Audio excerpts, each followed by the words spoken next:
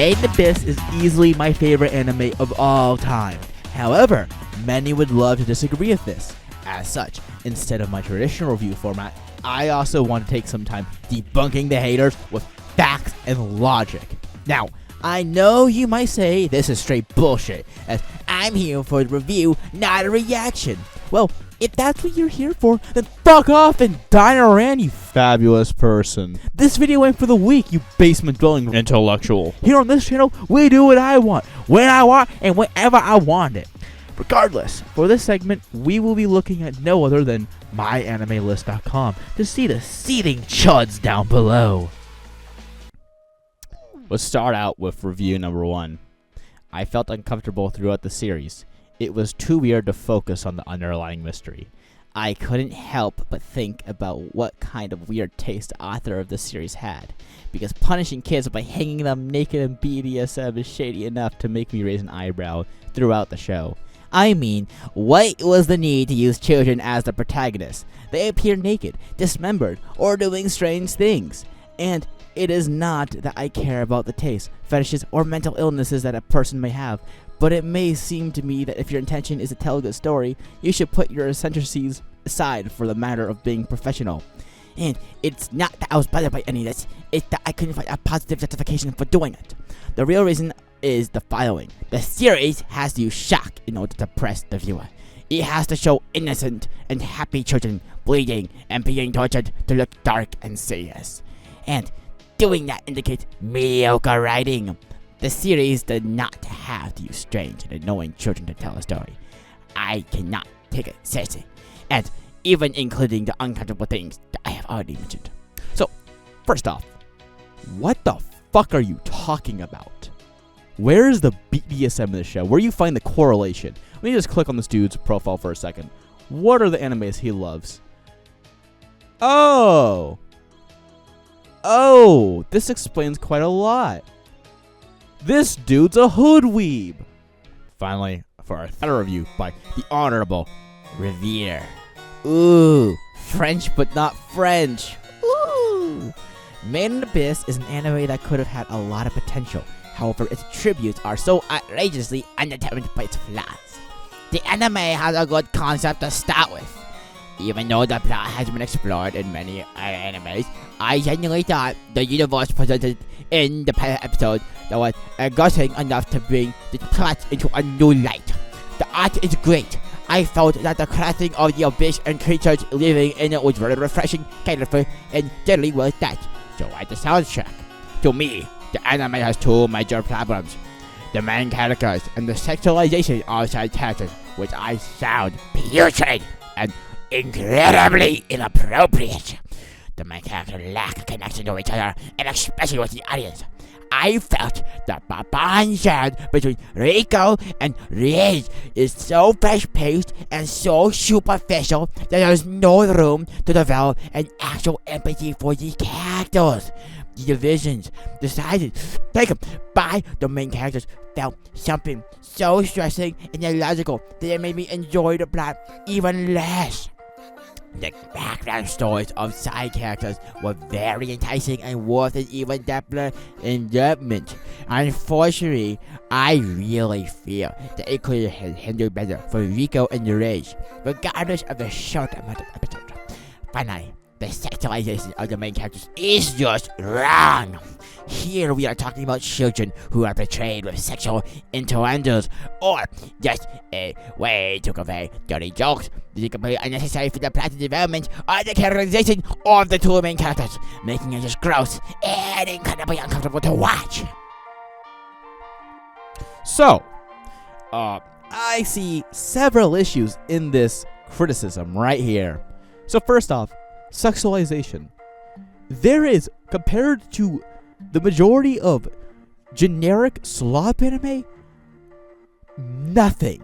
They make, I think, a few jokes because Reg is a robot and his anatomy is fucking weird. We don't know it. I mean, he has extending arms and shit. There's a few jokes made. That's it. 12? Yeah, they are 12-year-old. That is true. And that is fucked. But it's Japan. And second off, Even in Japan, they changed that shit. Regardless, it's not anything. I don't really know if you watch this show, honestly. I really don't fucking know. Did you seriously watch the show? Because if the main things you're pointing out in your criticism are sexualization, then you really don't know what the fuck you're talking about. Yes, Mom, I'm a fucking Gentile. Made in Abyss is an anime exploring the deep, dark depths of the fantasy world's island. Now, much of this anime is spent in the Abyss, which is largely undocumented and inaccessible the deeper you go. The story starts with an orphan girl named Riko and a robotic boy named Reg deciding to leave the school for mining. Yeah, that's right, child labor. This is a story about child fucking labor. And they go in the Abyss. As we know, the Abyss contains 7 layers, with the 6th being the point of no return. If you return for the 6th layer, basically, you lose your humanity, with exceptions, supposedly. It's a bit vague.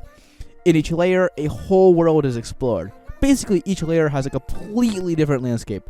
For example, the 2nd is a huge forest, and it really just looks like a broken Minecraft dark oak biome. Whilst the 4th is some sort of hot spring. I can't really tell. It's like the Mushroom Kingdom if it was fucked up. The reason that orphan girl, Riko, is traveling down the Abyss is to find her mother, allegedly, who allegedly is the most famous White Whistle explorer. Something I should mention now is that your level of experience is determined by merit and by a whistle, with red whistles being the lowest form of explorer and black whistles being the highest awarded.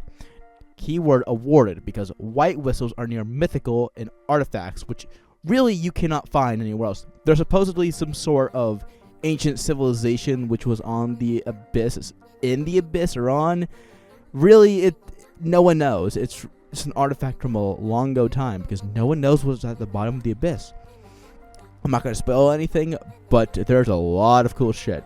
Now, the white whistles always are unique in shape, usually being some sort of bone material, and they're found in the deepest depths of the Abyss. Whilst whistles appear useless, they actually serve a purpose, shockingly. And I know it's really shocking. There's actually people down in the Abyss sometimes.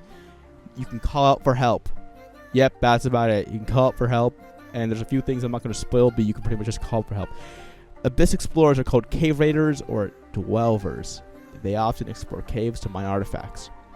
Now, because I'm not going to spoil anything out of respect, what I can say about each character is they hold unique skills and knowledge, and that deaths indeed do occur, oftentimes with children being the main target of murder. Because of that, made Abyss is somewhat controversial because of this, with many, aka hoodweebs and normies, seeing this as brutal, unneeded gore.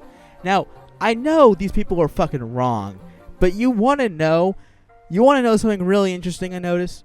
No one bats an eye when an adult dies. I mean, just look at the war in Ukraine. What the fuck ever happened? I swear I haven't heard anyone other than my boomer dad or maybe a former teacher talk about this in nearly 3 fucking years. Yet supposedly over 1 million adults have been labeled as casualties. But you want to know what gets attention? No, not 1 million children dying, obviously, because 1 million children aren't dying in the world. You want to know what people seem to fucking donate everything to? The whole life savings to? Retarded kids dying in Africa. Almost every major scam organization, from International Amnesty to the Red fucking Cross, constantly push fundraising for dying children with no future. No one cares when an adult is sad. No one cares if you're from a debatably civilized country like Ukraine. If you are a third world, fucking dumb, ill African child, you get all the focus because people pity you. And at some point, the funding's not even helping those kids in the long run. I mean, really think about it. The majority of the time, a quarter's going to the funding of the organization, and the rest is going to the third world African dictators who are just leeching off these organizations for more money. I mean, this isn't exactly a good correlation, but look at what happened to the Red Cross's 9/11 relief fund. Where the fuck did that go? No one ever talked about it again. It just disappeared. It fucking disappeared. Not gonna start any conspiracy theories, but it just fucking disappeared.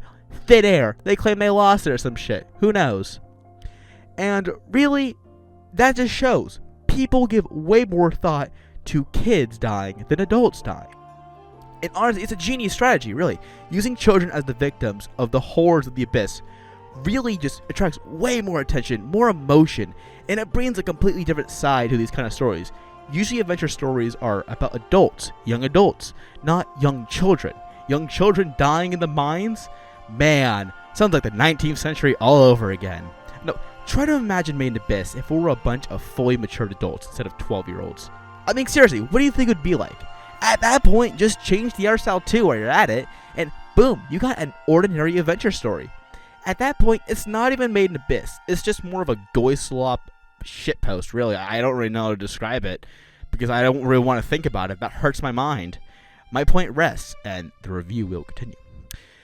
So, as I mentioned, the art style a bit ago, I should probably clarify what I talk about. Now, let me show you some detailed drawings by the author. He is incredible at this. I don't know what software he uses, what's his skill or not. I don't think I could draw anything like this in my lifetime. I don't think anyone I know could draw this well. And I know some people who are extremely good artists. It's cartoonish, yet it's incredibly detailed. I mean, on screen I'm showing you some images from the show and based for the show, and it's just really fascinating. The creator's a very interesting person. I heard a lot of controversy about him. We're not going to talk about him. Supposedly, he really liked Norman Rockwell, which is not something I was expecting, but also quite based and freedom-pilled, so he's a true American patriot.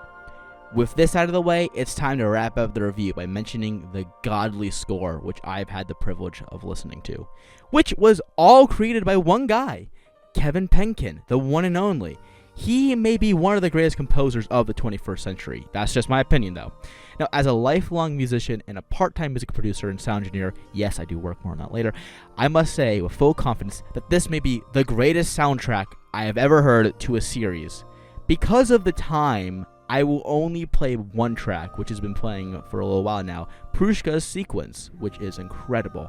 But regardless, imagine C418's music mixed in with a semi-theatrical flair, mixed in again with a wide variety of instrumentation from bells, synths, violins, folk instruments, and hymns. Each song has a unique, haunting, and mysterious tone, with a great balance between melodic texture and rhythmic twine. Despite some tracks' frequencies and BPM being much higher than others, the vibe of the story's atmosphere remains near perfectly matched by each track. Everything matches perfectly, and it's all composed near perfectly. There's very little out of change on the soundtrack. Many songs contain speaking in tongues, and because of that, alongside semi-pop melodies, many of the tracks heavily remind me of the Cocteau Twins, which, if you guys don't know, is one of the greatest pop artists of the 20th century in terms of melody. Finally, before ending with the rating, I must state that Made in Abyss is one of the few exceptions to my personal rule of animes, which is never have a season 2, unless absolutely worthy of such. Made in Abyss, alongside a few others, are a few great examples of an exception, which still runs, because there's a 4th movie that's set to release in a few months later this fall. You guys should watch it. It's probably going to be not as good. I mean, you really can't top season 2, but despite the fact there's been 2 whole seasons and 2 whole real movies, because I mean, their first 2 were just summarized, but 2 real movies sandwiched at the end of every season, the show's quality does not drop at all. And I'd argue it only increases because the 2nd season is phenomenal. So with that said and done, I rate Made in Abyss a perfect 10 out of 10. There's quite literally nothing I would suggest the creator do differently. And honestly, this is a masterpiece, and I really hope this project ends this way, because if it ends on a poor note, that would be a shame. Now that most of you left, only the real ones remain. Because you guys are real as fuck, I want y'all to listen to my notes unrelated to the video. So, for starters, this video should have been made quite a long time ago. This is my first anime review in 2 months, so I am very sorry about that. I've been pretty busy with writing several short stories, which I plan to publish in some time. So if you'd like a narration of them, please leave a comment saying that you got this far and you want to hear my stories. If you like Made in Abyss or really dark and fucked up stories, you'd really like some of mine. They're kind of like Edgar Allan Poe 2.0. I mean, that's all it's called for a very long time. Recently, and more specifically the past year, I've been really low on care for this channel. I have been really fed up with YouTube, and it's really killed my motivation. So because of it, I am switching to Rumble.